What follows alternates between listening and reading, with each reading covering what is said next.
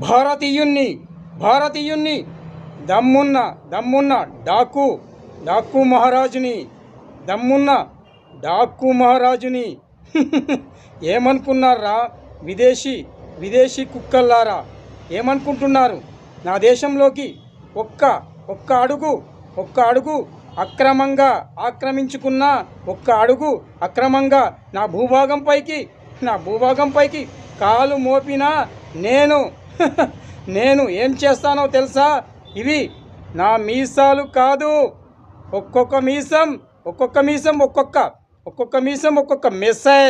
ఒక్కొక్క మిసైల్ విడిచిపెట్టానంటే మీ అందరినీ భస్మం చేస్తుందిరా, భస్మం చేస్తుంది. అర్థమవుతుందా?